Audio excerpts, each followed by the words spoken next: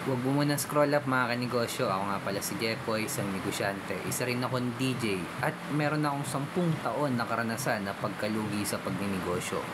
Hindi ako vlogger, hindi ako influencer, isa po akong content creator mga kanegosyo.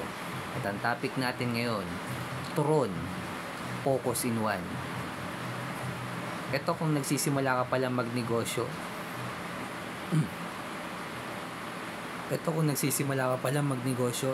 sigurado advantage mo na to mga kanegosyo.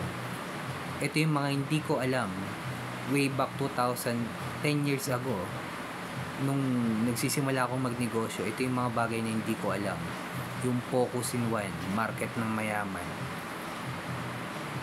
At kung nagninegosyo ka naman na, siguro ito yung dahilan kung bakit ka nalulugi sa negosyo mo. Panoorin mo tong video ko hanggang dulo mga kanegosyo. Sigurado marami kang matututunan. Turon ng SM. Pamilyar naman tayo lahat or nakakain na tayo ng turon sa Save More. Paglabas mo ng Save More, may mga nagtitindang turon ng SM malaking turon. Although ngayon may iba na silang mga putahe. Pero saan ba sila nagsimula? Turon lang mga kanegosyo. Kung yung SM nga nagpo-focus in one, ikaw pa kaya? Ito muna kwento mga kanegosyo. Way back 2015, nung nag-start ako magnegosyo ng sari-sari store. Ang sari-sari store po mga kanegosyo, wala pong focus in one. Naitayo ko yung sari-sari store ko mga kanegosyo kung saan malapit ako graduate ako ng college. Graduate po ako ng marketing management sa TIP Cubao, Technological Institute of the Philippines. At pang-anim akong sari-sari store doon na nakapaligid sa school. Although pag graduate ko ng college, nag-work din ako mga ilang years din. Pero gusto ko talaga magnegosyo at alam mo na, pambansang negosyo sa Pilipinas, sari-sari store. Naisipan ko, sari-sari store itayo ko. Kumita ako mga kanegosyo, aminado ko doon. Pero ang sari-sari store mga kanegosyo, hindi po natin mapapa-scale up sa level 2. Ibig sabihin, hindi natin ma-applyan ng franchising business model, distribution, manpower, licensing, software, mga kanegosyo, hindi natin mapapasabog yung negosyong sari-sari store sa level 2. Kasi ang business model ng sari-sari store mga kanegosyo, iba sa grocery store tsaka sa 7-Eleven, halimbawa. Ang mga produkto sa loob ng sari-sari store, binili mo muna. Kikita ka lang kapag may nabenta mo na yung produktong nabili mo. Kumbaga naglabas ka na ng pera. Kikita ka lang kapag naibenta mo na yung produkto mo. Iba ang business model ng grocery store mga kanegosyo. Yung mga supplier ng mga chicheria, mga detergent, magbabagsak muna yan ng produkto nila doon sa grocery store. At yung may-ari ng grocery store, kapag nabili na yung produkto ng supplier doon sa kanila, babayaran pa nila yon after 3 to 4 months. Yung pera nasa sa kanila sa loob ng 3 buwan. Pwede pa nila itong gamitin mabilis na pagpaikot ng pera. So cash flow gaming ang grocery store mga kanegosyo.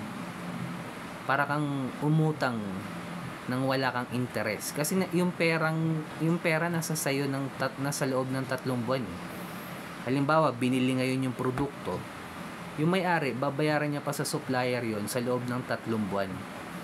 Ibig sabihin yung pera nasayo sa loob ng 3 buwan. Minsan pa nga 4 months . The more na matagal mong babayaran yung supplier, the more na maganda yung ikot ng cash flow mo mga kanegosyo. Panalo ka dito. Sa sari-sari store, iba. Naglabas ka agad ng pera. Kapag hindi nabili yung produkto mo, profit loss agad yun. O matagal mabenta. Halimbawa, bumili ka ng dilata. Nabenta mo yun after a month. nakatenga yung pera doon ng isang buwan. Profit loss po yun mga kanegosyo. Magkaiba ang sinasabi nila, pag yung sari-sari store lumaki, magiging grocery, mali po. Ang sari-sari store kapag lumaki, sari-sari store pa rin po yan. Hindi po magiging grocery yan kahit kailan. Kasi magkaiba sila ng business model mga kanegosyo. Ngayon, kung nagsisimula ka palang magnegosyo,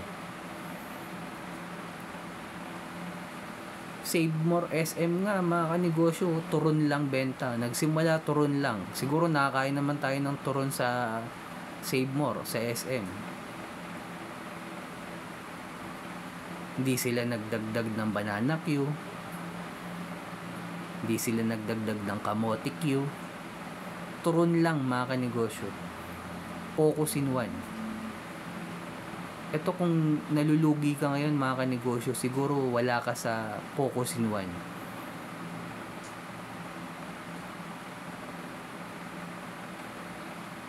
Kung SM nga mga kanegosyo nagpo-focus in one, no? Napaka-powerful. Bakit ikaw hindi? Nakita mo ba sila nagdagdag ng pizza, ng milk tea, shawarma, siomai, lahat na tininda?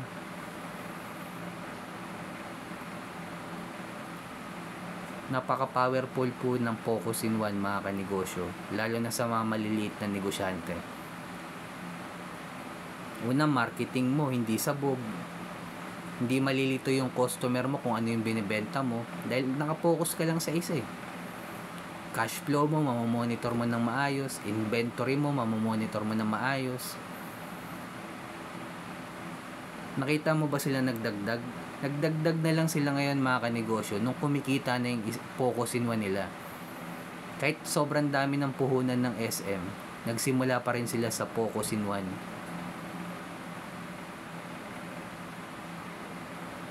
At kung umabot ka sa dulo ng video na to mga kanegosyo, nagpapasalamat ako.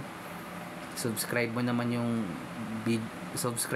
channel ko. Heart mo na rin or like mo na rin to.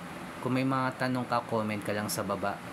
Kung dumadaan tayo ng pagsubok bilang negosyante or struggle, huwag natin kalimutan mag-pray kahit anong religion natin mga kanegosyo.